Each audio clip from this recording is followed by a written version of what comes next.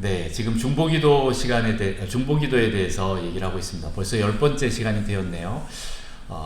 기존에 했던 그 말씀들이 기억이 날까요? 근 10주 곱하기 20주 하면은 몇 주인가요? 한 4, 5개월 가까이 계속 중보기도에 대해서 계속 했던 것 같습니다. 지난 여름부터 했던 것 같은데 여러분들 조금 정리가 안 될 수도 있어요. 너무 오랜 기간 동안 하고 또 그래서 그런데 나중에 한번 좀 정리하는 시간이 따로 있었으면 좋겠고, 지금은 이제 차곡차곡 쌓아놓는 시간입니다. 계속 쌓아놓으면 나중에 이제 정리가 되고 한 번에 딱 요약이 돼서 기도할 때 이게 그 말이지 하고 이제 좀 나올 수 있을 것 같습니다.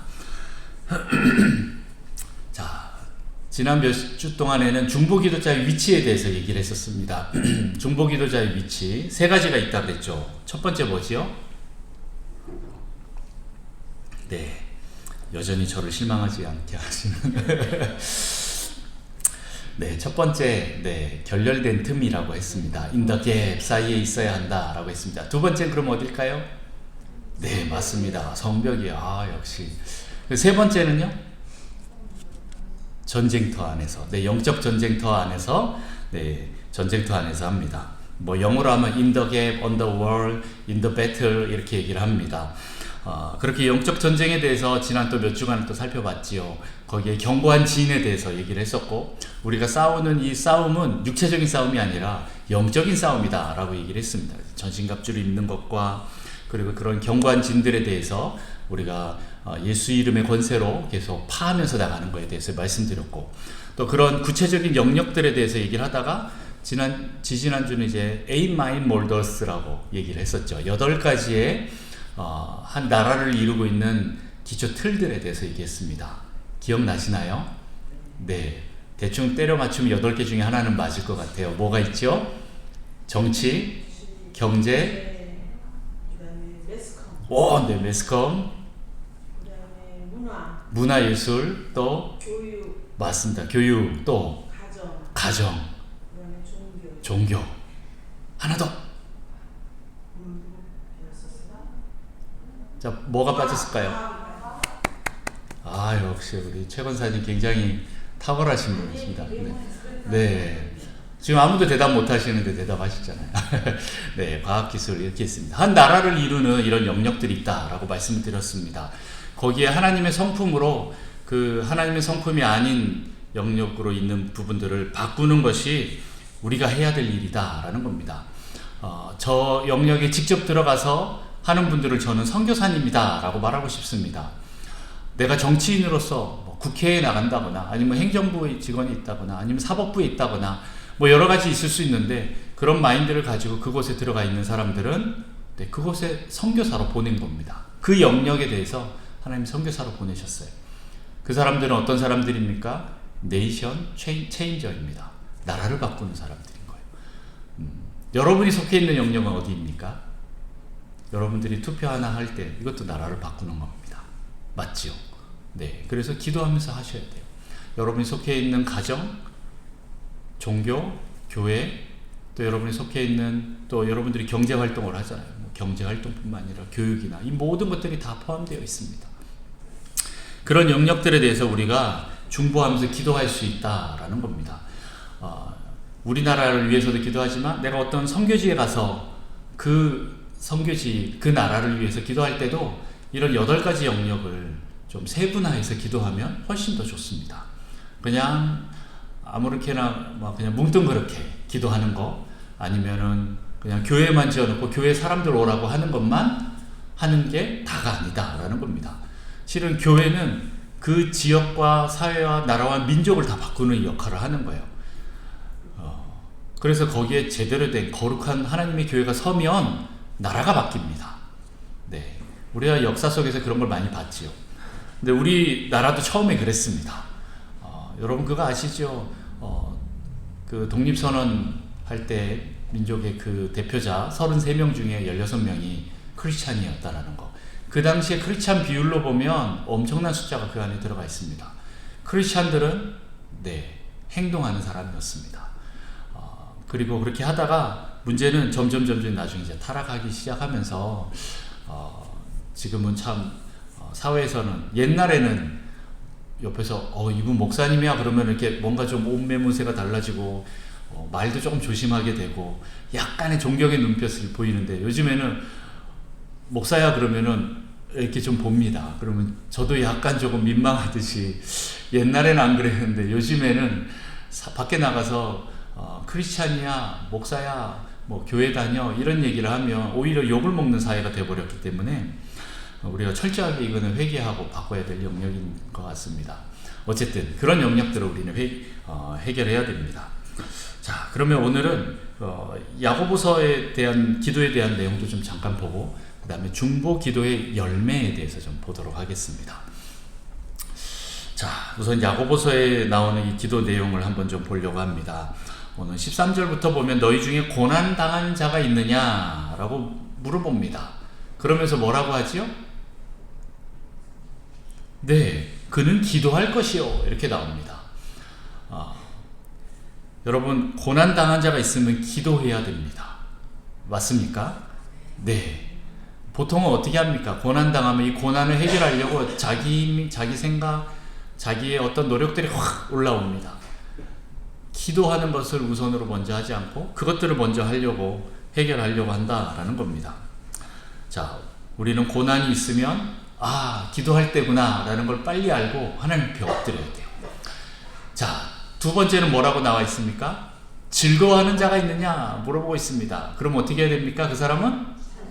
아멘, 찬송해야 됩니다. 그리고 14절에 보면 또 너희 중에 병든 자가 있느냐 라고 물어봅니다. 그럼 어떻게 해야 됩니까? 네, 다른 분들에게, 교회 장로들에게 청해야 된다라고 합니다. 무슨 말이죠? 기도 부탁을 하라는 거죠. 많은 분들이, 아프신 분들이 많습니다. 그런데 그렇게 아픈데 혼자만 끙끙 앓고 계신 분들이 계세요. 네, 그러면 안 됩니다. 제일 먼저 목장 가운데 가서 목장 식구들한테 저 좀 위해서 기도해 주세요. 실은 그러려고 모임이에요, 거기가. 근데 이거를 말하면 부끄럽고, 내가 이런 수치가 있고, 아픈 게 왜 수치입니까? 근데 사람들은 이제 수치라고 생각합니다. 그리고 사람들한테 내가 민폐를 끼친다라고 생각을 하고 있어요. 아니요, 교회는 그러려고, 기도해 주려고 있는 존재예요. 여러분들 고백하십시오. 그리고 교회 장로 누구지요? 뭐 지금으로 치면 이제 목사를 의미하기도 하고, 또 실제적인 우리 교회 장로님들도 계십니다. 교회 장로가 하는 일들이 실은 이런 겁니다. 병든 자들을 치료하기 위해서 있는 것입니다. 많은 분들이 저한테 이렇게 얘기를 잘 못하시는데, 저는 제 걱정하지 마시고 저한테 얘기하시라고, 제가 그러려고 있는 사람이다 라고 계속 얘기를 합니다. 아프시면 기도 부탁하십시오. 그러면 기도하는 게 제 일이기 때문에 여러분들 기도 부탁을 하시면 됩니다. 공동체 안에 그렇게 하십시오.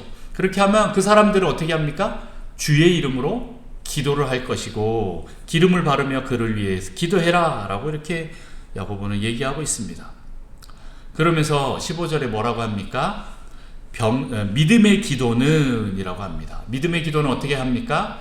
병든 자를 구원합니다. 할렐루야. 네, 그냥 기도가 아니고 믿음의 기도입니다. 의심하지 말고, 우리가 기도할 때 하나님께서 반드시 낫게 해주신다라는 그 기도로 기도하면 병든 자를 구원하시고, 그 다음에 어떻게 합니까? 예수님이 그를 일으키실 것입니다. 혹 죄를 범하였을지라도 사하심을 받을 것이다 라고 이렇게 얘기를 하고 있습니다. 그래서 각자의 이 죄도 서로 고백하는 것이 이 공동체의 모임입니다.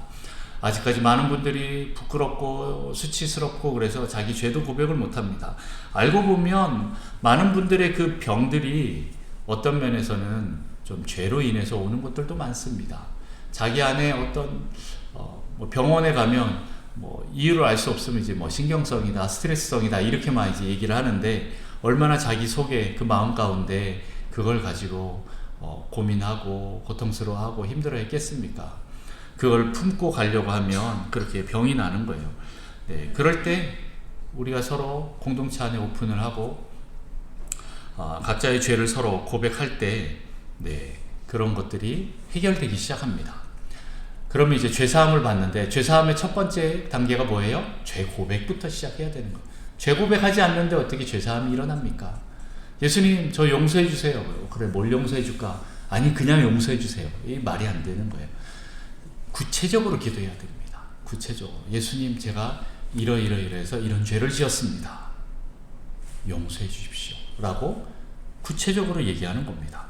그렇게 죄 고백 이후에 병이 낫기를 서로 기도하는 거예요. 그렇게 기도하면 의인의 강구는 어떻게 됩니까? 오늘 16절에 보면 그러므로 너희 죄를 서로 고백하며 병이 낫기를 위하여 서로 기도하라. 네, 계속 죄 고백과 병 낫기를 위해서 서로 기도하는데 그렇게 하면 네, 우리의 죄가 해결된 사람들을 누구라 그래요? 의인이라 그러잖아요. 의인의 강구는 역사하는 힘이 크다라고 했습니다. 여러분이 그 죄사함의 확증이 있습니까? 그러면 여러분 의인이고 여러분이 기도할 때는 놀라운 역사가 일어날 것입니다. 내가 기도하면 뭐라고? 목사님한테나 가요? 아니요. 여러분들 같이 기도하시면 됩니다. 물론 저한테도 말씀해 주시지만 여러분들도 같이 그렇게 기도해 주셔야 됩니다. 의인의 강구는, 의인의 기도는 역사하는 힘이 크다라는 겁니다. 여러분 기도하십시오. 그러면 고난이 해결되고 병이 낫고 죄 용서함을 받고 이 모든 것들이 해결될 것입니다. 할렐루야. 네, 그래서 계속 기도하셔야 됩니다. 그러면서 이제 17절 18절에 보면 엘리야에 대해서 나옵니다. 엘리야가 우리와 성정이 같다라고 이렇게 얘기를 합니다. 성정이 뭐지요?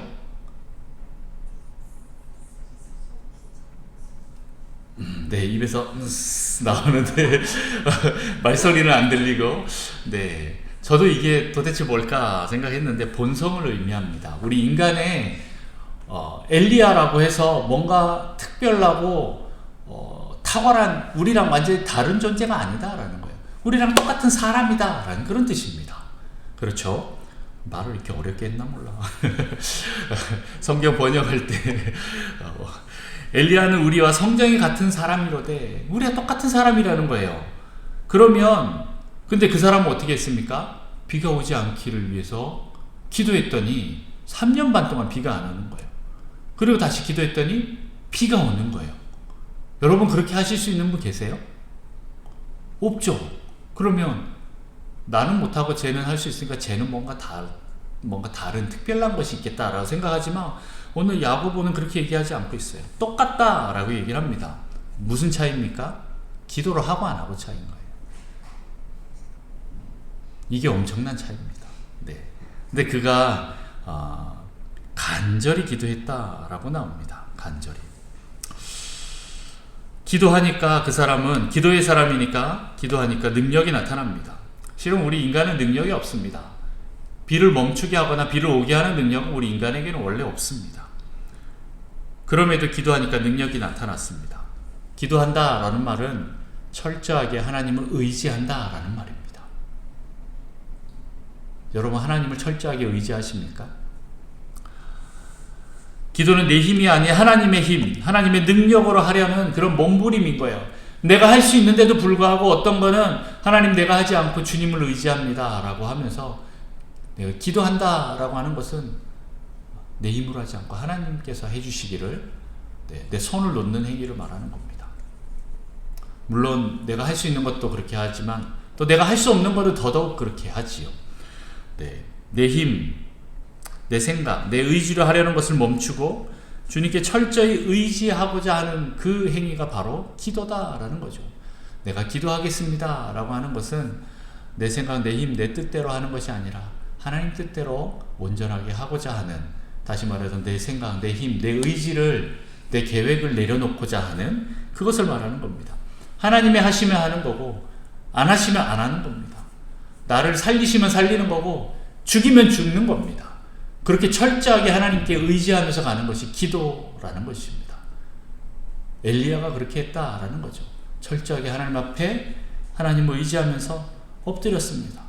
그런데 그는 알았습니다. 하나님의 성품을 알고 이 모든 것이 하나님으로부터 시작되었고 하나님 말씀이 나에게 그렇게 임해서 내가 하나님 뜻대로 그렇게 기도하는 겁니다. 주기도문의 뜻이 내 뜻대로 기도하는 것이 아니라 하나님 뜻대로 기도하면 어떻게 됩니까? 100% 응답받습니다. 네. 하나님 뜻대로 기도해야 된다라는 겁니다. 여러분 이렇게 하나님과 관계를 위해서 기도하고 또 자기 자신의 그 유익을 위해서도 기도합니다. 네. 이렇게 또 엘리야처럼도 그렇게 하는데, 엘리야는 실은 자기의 뜻만을 위해서 기도했을까요? 아니죠. 네, 하나님과 또 다른 이스라엘 백성들을 위해서 그렇게 기도한 것입니다. 우리가 남을 위해서 중보 기도하는 것 굉장히 중요하다라고 말씀드리고 싶습니다. 오늘 기도하라, 야고보서에서 계속 기도하라 라고 하지만 또 다른 의미로 보면 남을 위해서 계속 기도하라 라고 계속 또 얘기하고 있는 겁니다. 내가 병들고 힘든 사람들, 죄가 있는 사람들 공동체에 기도 요청을 해라. 그러면 우리가 함께 또 기도한다라는 것입니다. 여러분 기도하십시오. 네. 그리고 나를 위해서도 기도하지만 또 남을 위해서도 기도하십시오.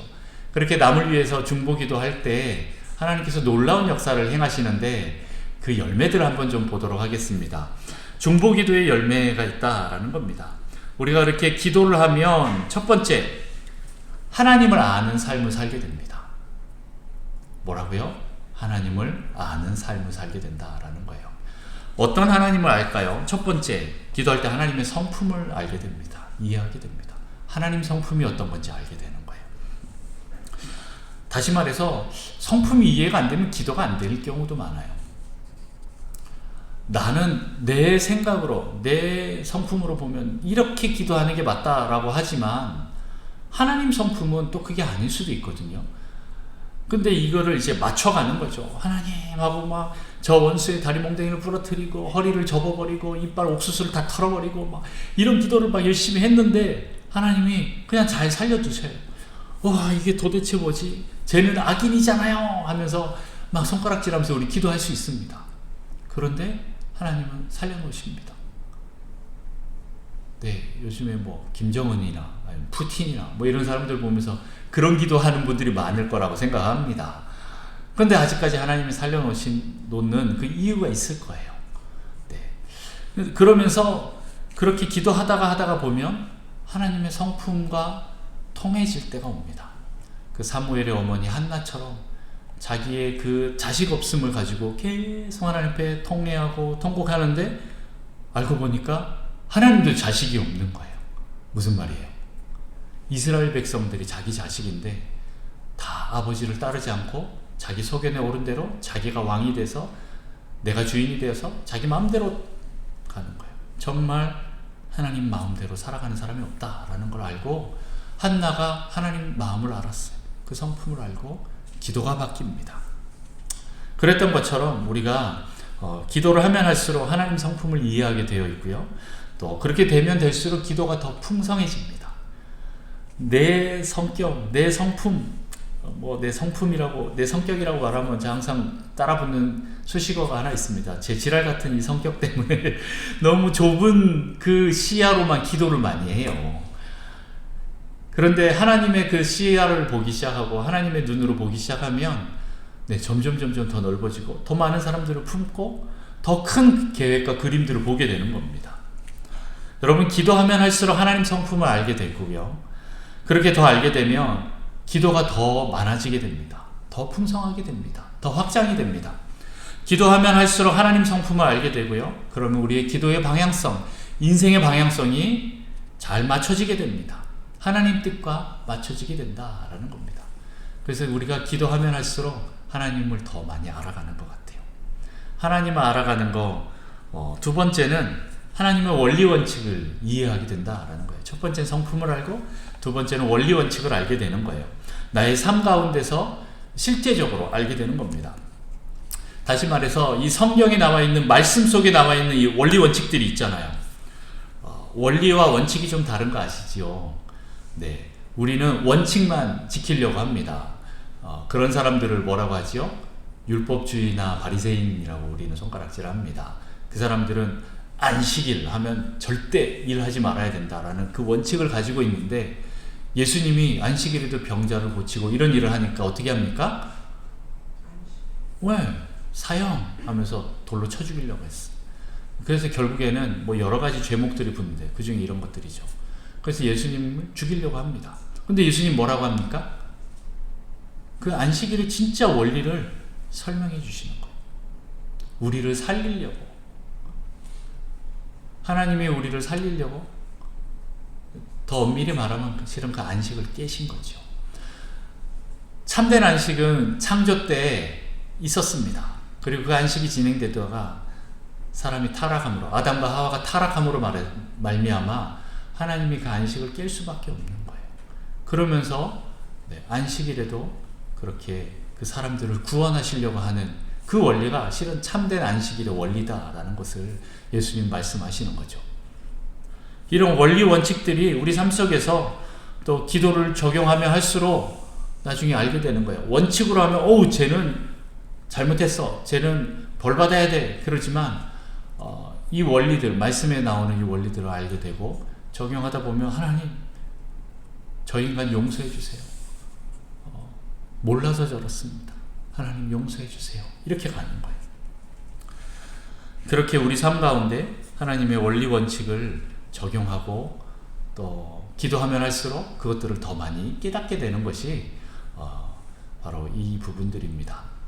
말씀을 많이 연구해야만 그럴까요? 저는 항상 말씀과 기도가 같이 균형 있게 가야 된다라고 생각합니다.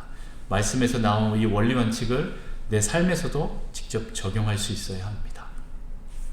자, 세 번째는 하나님의 방법도 이해하게 된다라는 겁니다. 하나님을 알게 된다라는 것 중에 하나가 하나님의 방법을 아는 거예요. 우리가 목표와 그 과정, 하나님의 그 방법, 그걸 알게 되는데 실은 하나님이 어떤 과정을 통해서 어떠한 목표를 향해서 가시고 있는지, 그래서 하나님의 방법이 무엇인지 기도를 하면 알 수가 있게 된다라는 겁니다. 이것은 인간의 방법과 다르기 때문에 실은 내 방법을 내려놔야 알 수 있게 돼요.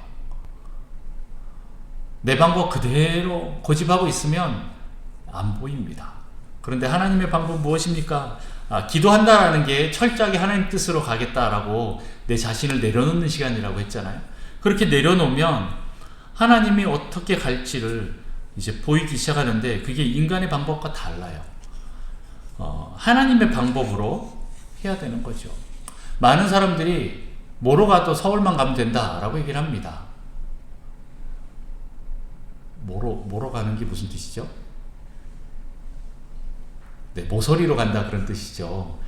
가생이로 간다라는 거예요. 이렇게 길이 있는데 길로 안 가고 이제 가생이로 가다가 끝까지만 가면 된다, 목표까지만 가면 된다 하고 길로 가야 되는데 옆으로 빠지는 거죠. 그거를 우리 또 다른 말로 뭐라 그래요? 제 성격 얘기할 때 네, 사투리로 보면 이제 길을 또 다른 말로 뭐라 그래요? 질이라고 그러고 그 밑으로 가는 걸 뭐라 그래요? 아래로 간다 그러잖아요. 그래서 합쳐서 뭐라 그래요? 네, 그겁니다. 네, 그 말이 그 말인 거 아닌가요? 맞죠? 또 논두렁이 쭉 있는데 길을 놔두고 거기를 안 가고 너무 밑으로 그렇게 가는 거죠. 그렇게만 가도 된다라고 하면서 가는데 정상적인 길을 놔두고 왜 그렇게 갑니까? 근데 실은 하나님은 하나님의 일을 하실 때 하나님의 수단과 하나님의 방법으로 하나님의 과정으로 하십니다.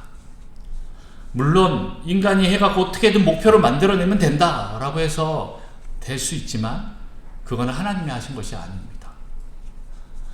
하나님의 방법이 아니면 소용이 없습니다. 목표뿐만 아니라 목적뿐만 아니라 수단과 과정과 방법도 하나님의 방법으로 해야 됩니다. 기도할 때 이것을 우리가 깨닫게 되고요. 그리고 그렇게 행해야 되는 것입니다. 하나님, 저 목표를 향해서 달려나가야 된다라고 할 때 내 방법들이 막 떠오릅니다. 아이고, 안 되면 이런 방법도 있고 저런 방법도 있고 지름길도 있고 편법도 있고 어떻게든 이루기만 하면 되는 거 아니냐? 어떻게 막 우리 교회 사람들 많이 불어나면 되는 거 아니냐? 부흥하면 되는 거 아니냐? 라고 하면서 잘못된 방법을 한다면 그건 하나님께서 하셨다라고 말하기 힘듭니다. 그래서 우리는 기도하면서 이 방법들을 잠깐 내려놓는 겁니다. 그 말은 뭐냐면 이 목표를 이루실 하나님의 방법이 완벽하실 건데 내가 거기에 맞추겠습니다 라는 의미입니다. 하나님의 그 목표를 이루기 위해서 내가 내 힘을 다해서 내 방법으로 하는 것도 내려놓겠습니다. 하나님의 방법으로 해주십시오 라고 하는 겁니다. 그 방법이 일치하면 상관이 없지만 그게 아니라 그러면 어떻게 합니까? 네, 잠깐 멈추십시오. 네. 지금 언제까지 반드시 해야 된다라는 그런 기준이 있지 않는 이상은 하나님이 하실 겁니다. 그래서 그냥 내려놓으십시오. 하나님께서 하시도록 그렇게 이 모든 것을 드릴 때 하나님께서 하실 것입니다.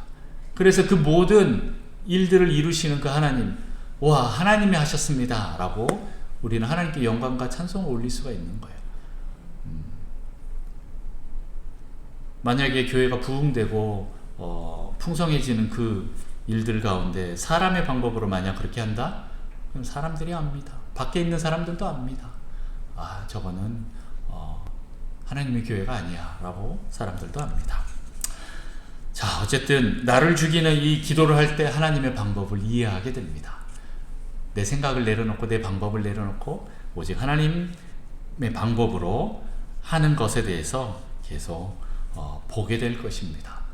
자, 네 번째로는 성령에 민감해진다라는 겁니다. 하나님을 알면 알수록, 기도하면 할수록 성령에 민감해집니다. 성령께서 나를 마음대로 사용하시도록, 나를 마음대로 활용하실 수 있도록 계속 내어놓는 거예요. 내가 겸손하게 내 뜻, 내 생각들을 내려놓는 거죠. 그리고 기도의 양이 많아지면요, 영적으로 또 민감해집니다. 기도의 양이 증가하면 영적 감각도 같이 실은 증가합니다. 많은 분들이 이제 뭐 보인다, 들린다, 이렇게 얘기를 하는데, 점점 내 소리나 세상의 소리를 이거를 죽일 때 이 가능한 일인 거예요. 하나님 안 들려요, 안 보여요, 도대체 모르겠어요 라고 하는 거는 아직까지 내 생각, 내 소리가 더 크다라는 거예요. 세상의 소리가 더 크다라는 거예요. 더 죽여야 됩니다. 아무리 기도해도 안 되던데요? 내 소리 안 죽여서 그렇습니다. 철저하게 비우고 비우면, 정말 가난한 심령이 되면 하나님의 음성이 들리고 하나님께서 하실 일들이 보이기 시작합니다. 그래서 계속적으로 우리는 기도해 나갈 때 성령에 더 민감하게 됩니다. 성령에 민감하게 되면 선과 악에 대해서도 민감하게 되기 때문에 하나님이 아닌 것들도 민감하게 받아들여집니다. 이거는 귀신이다. 이거는 성령입니다. 이런 게 우리 삶 가운데 실은 보여져요. 자, 어쨌든 우리가 중보기도를 하면 이런 하나님을 알게 되는 그런 삶을 살게 됩니다. 이것이 굉장히 큰 열매입니다. 하나님을 아는 삶은 하나님의 성품, 하나님의 원리원칙, 하나님의 방법, 그리고 성령에 대해서 더 많이 알아가게 된다라는 겁니다. 그러면 크게 두 번째는 우리가 기도할 때 실제적인 기도의 열매도 맺는다라는 거죠. 첫 번째는 우리의 삶 가운데서 그렇게 된다라는 거예요. 여러분, 기도할 때 기도의 열매가 없으면 기도할 맛이 날까요? 쉽지가 않습니다. 그런데 초신자일수록 기도할 때 하나님께서 더 기도 응답을 많이 잘 해주셔요. 그걸 보면서 깜짝 놀랐지요. 이게 저는 그렇게 또 생각합니다. 하나님 밀당을 참 잘하시는구나. 네, 처음 믿는 사람들을 처음 하나님 앞에 나아갔을 때 정말 실제적으로 기도하는 대로 막 역사가 일어나고 응답이 되는 걸 많이 봅니다. 물론 이제 좀 시간이 지나고 하나님이 나를 더 세밀하게 깊이 다루시기 위해서는 조금 더 침묵하시는 경우가 많이 있긴 하지만, 그럼에도 불구하고 우리 삶 가운데서 시간이 지나고 나면 하나님이 내 기도를 들어주셨네? 라는 이런 것들을 많이 보게 됩니다. 여러분도 그렇지요? 네, 그럴 거라고 믿습니다. 기도 응답이 실제적으로 우리의 열매로 나타나는 것을 말합니다. 그리고 두 번째는 또 새로운 기도의 동기부여를 계속 일으키십니다. 기도를 해서 실제적으로 이런 기도 응답이 일어나면 그 다음부터 기도를 안 할까요? 아니면 더 많이 할까요? 우와, 하나님 이것도 들어주시네? 하고 또 더 기도하게 됩니다. 이런 것도 들어주시면 또 다른 것도 하면서 더 하나님 앞에 나아가고 기도하는 시간이 있게 될 것입니다. 다음 단계를 위한 준비 단계이기도 하고 또 다음 점프를 위한 기도이기도 하다라는 거지요. 내가 기도를 해서 응답받는 것은 여기서 머무르는 게 아니라 그 다음 단계로 하나님께서 끌어가시려고 오라고 손짓하는 겁니다. 여러분, 이걸로 끝내지 마시고 이거 됐으니까 끝, 이게 아니라 더 깊이 들어가셔야 됩니다. 또 그 다음 단계의 기도로. 그렇게 하다 보면 어떻게 됩니까? 하나님과 대면하는 그 보좌 앞까지 깊이 들어갈 것입니다. 처음에는 조금 그럴 수 있지만 가면 갈수록 점점 더 하나님을 알게 되고 깊이 알게 되면서 실제적으로 하나님을 만나게 될 겁니다. 여러분, 열매가 없다고 낙심하지 마십시오. 계속 기도하십시오. 언젠가 반드시 실제적인 열매가 맺어질 것입니다. 세 번째는 기도에 대한 성숙함이라는 거죠. 기도하면 할수록 우리 기도가 점점 성숙해지고 우리의 성품도 성숙해집니다. 시간이 지나면 지날수록 또 기도하지 않는 죄가 느껴지게 됩니다. 그전에는 기도 안 해도 괜찮았는데 이제는 기도를 안 하면 내가 기도를 안 했구나, 하나님과 더 깊은 관계로 가지 않았구나, 잠깐 하나님 손을 놓았구나 라고 깨닫게 되는 거예요. 그전에는 몰랐는데 이제는 그 모든 세밀한 영역까지 다 알게 된다라는 겁니다. 그렇게 기도를 계속 하게 되면서 우리가 성장하게 되는 겁니다. 그리고 자기 자신만을 위한 그런 기도의 분량에서 점점 이제는 남을 위한, 공동체를 위한 기도의 분량이 커질 것입니다. 점점 성숙되는 거죠. 야고보서에서 얘기하는 것처럼, 엘리야가 얘기하는 것처럼 이제 자기만을 위한 기도가 아니라 자기를 넘어서 공동체를 위한 기도의 분량이 커진다라는 거죠. 이건 성숙으로 가고 있다라는 증거입니다. 자, 이제 큰 세 번째입니다. 중보기도의 열매, 큰 세 번째, 열방을 유업으로 얻게 된다라는 겁니다. 열방이 뭐죠? 10개의 방인가요? 네. 온 세계, 온 나라를 의미하는 겁니다. 이 열방을 유업으로 얻게 된다라는 겁니다. 이 말은 또 다른 말로 뭐냐면 주님과 함께 다스리는 법을 배운다라는 뜻이에요. 하나님이 어떻게 통치하시는지 그 원리, 원칙, 방법들을 이해하게 되고 또 성령님과 민감해지면서 어떻게 내가 이것을 기도로 다스려야 되는지를 알게 되는 거죠. 하나님이 온 땅을 경영하실 때 기도로 같이 움직이신다라는 겁니다. 하나님이 움직이실 때 그냥 홀로 움직이시지 않습니다. 기도 동력자들을 일으키시는 거예요. 이 기도로 같이 움직이게 하는 거죠. 이 기도는 열방 가운데서 하나님의 손을 또 움직이게 합니다. 여러분의 가정과 교회와 또 여러분이 속해 있는 또 다른 공동체들과 아니면 목장이나 여러분 회사나 또 사회나 이 나라나 우리의 선교지들 또 아니면 또 다른 사람들, 이 모든 것들을 하나님의 손으로 어떻게 움직이게 하시는지 보고 배우는 거예요. 하나님의 그 온유하심과 또 그 공의와 정직과 사랑으로, 인애와 긍휼로 하나님 어떻게 다스리시는지, 섬기면서 다스리는지 아니면 군림하면서 다스리는지 확 비교가 됩니다. 세상과 다릅니다. 하나님은 섬기면서 다스리는 그 방법대로 할 때 하나님께서 그 열방을 유업으로 얻게 되는 그 일들을 기도하는 사람이 같이 얻게 되는 거예요. 예수님께서 자기 자신을 죽으면서까지 섬기면서 그들을 다스렸지 않습니까? 우리도 그렇게 된다라는 겁니다. 자, 큰 네 번째, 하나님과의 신뢰의 관계를 형성하게 된다라는 겁니다. 기도하면 할수록 하나님과 이제 신뢰의 관계에 들어가는 거예요. 하나님의 그 신뢰의 관계에 들어가면 하나님이 아까 전에 잠깐 이 다스리는 것에 대해서 얘기했듯이 하나님 계획을 보여주셔요. 여러분, 아모스 그 3장 7절 말씀처럼 주 여호와께서는 자기의 비밀을 그 종 선지자들에게 보이지 아니하시고는 결코 행하심이 없으심이니이다, 이렇게 얘기 나옵니다. 하나님이 하실 때 그냥 하시는 법이 없어요. 실은 그냥 하실 수 있죠. 그러나 나와 같이 동역할 자가 누군지를 찾고 계시다가 한 사람을 찾았어요. 그 사람을 보여주시고 그 사람이 주님 마음을 알고 기도하면 그때 하나님 움직이시는 거예요.